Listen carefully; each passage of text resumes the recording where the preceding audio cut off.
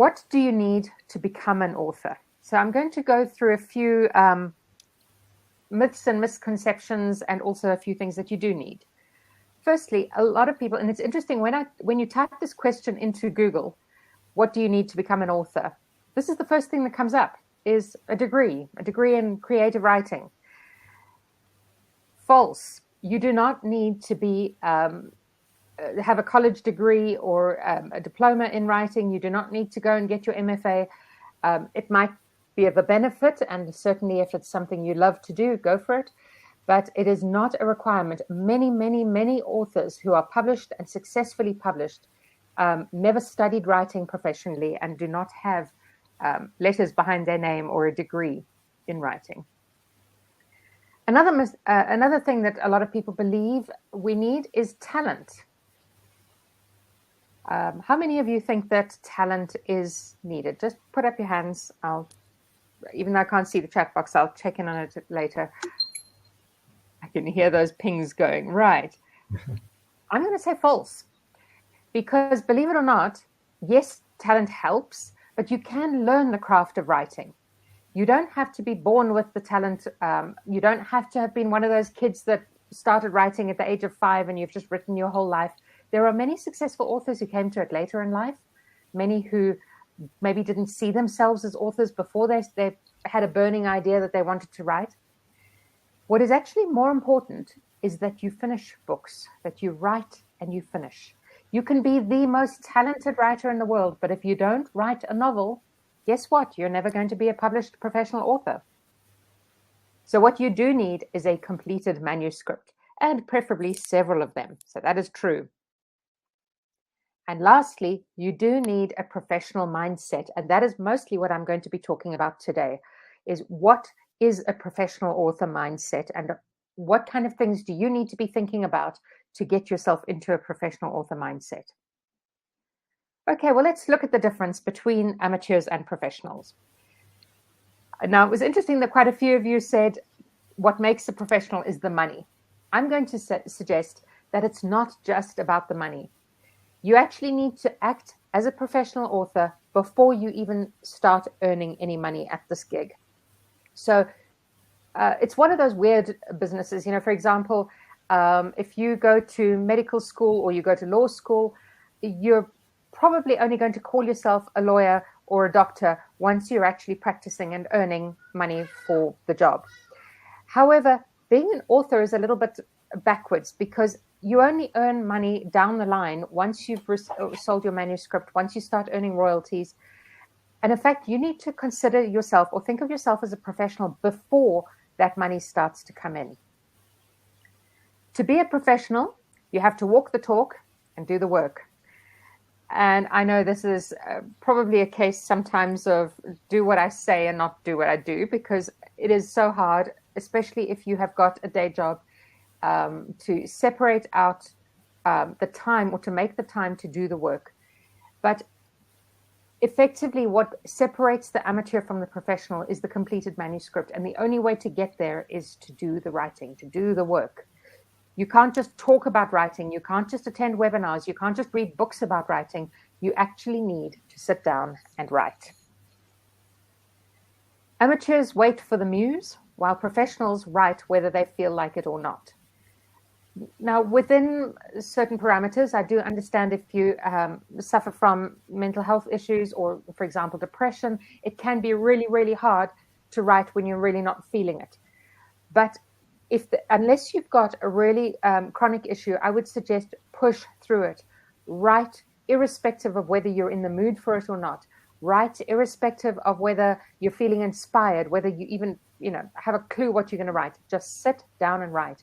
Even if it is, it feels like a load of nonsense, what Nora Roberts calls a POS.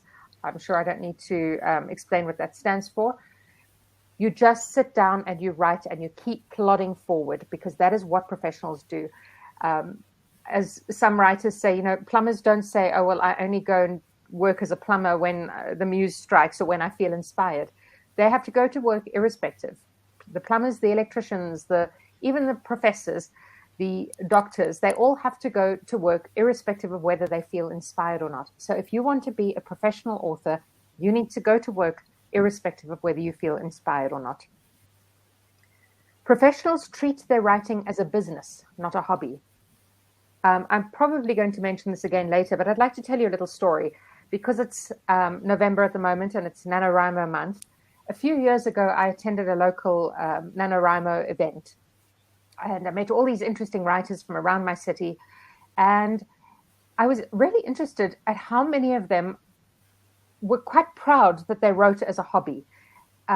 Many of them only write a novel every November, and it's like a challenge. They enjoy the challenge of writing 50,000 words during the month of November, which is the NaNoWriMo challenge. However, which is National Novel Writing Month. However, they never sent their work out for. They had no intention of being published.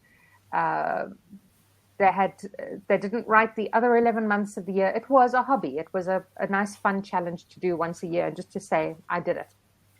And that is not really something you can afford to do if you want to be a professional author and make a living out of this. Professionals establish a regular writing routine, exactly what Lauren said earlier. It's absolutely crucial that you write regularly. Some people say write every day. I don't take that quite literally, because obviously you're going to have days where the day job is very demanding, or you have family commitments outside of just regular life.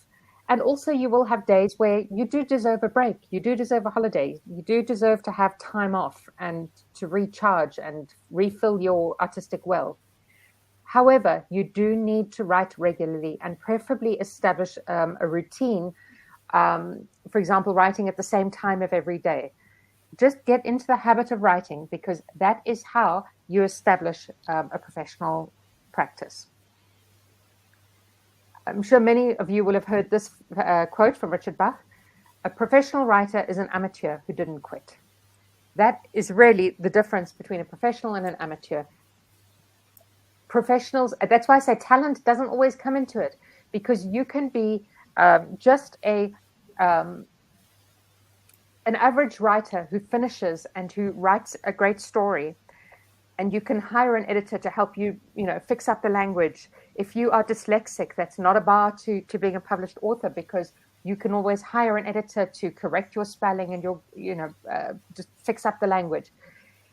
The important thing is that you finish the manuscript and then work on it, because you can be the most talented writer in the world and write the most amazing first 3 chapters or the most amazing first 5 chapters of a novel, but nobody is ever going to publish that.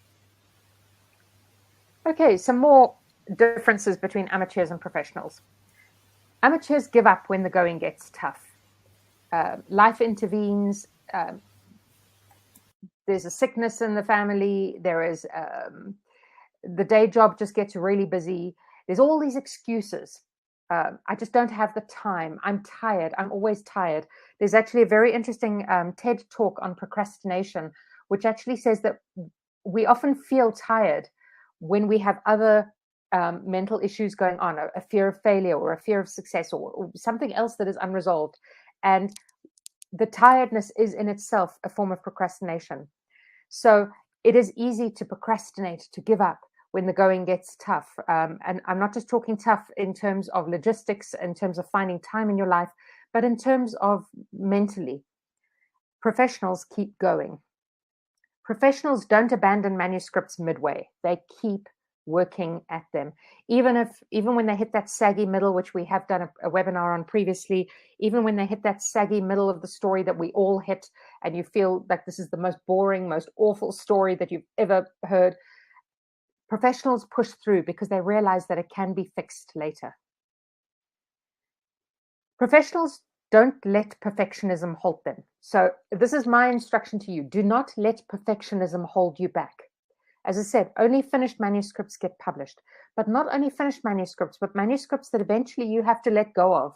Eventually you have to admit or accept that you are never going to reach perfection. You are always going to be learning something new. You're always going to want to be making small changes. At some point, you have to know when to let go and to move forward. Sometimes that might mean that a story really isn't working, that a story that you've poured your love and your passion and your work and your effort into just isn't going to go anywhere, and maybe you need to let it go and move on to a new story. But you have to keep moving forward. Or the alternative is, at some point you have to go, this manuscript is as good as I can get it. I have to send it out into the wide world. That is the difference, again, between an amateur and a professional, is the amateur hangs on to their manuscript and keeps it close to their chest, waiting for perfection before they send it out into the world. And the professional goes, I need help. I've got as far as I can go with this manuscript. I need to send it out to an editor. I need to send it out to beta readers. I need to send it out for feedback. I need to put it out there and publish it. Because eventually that is the difference.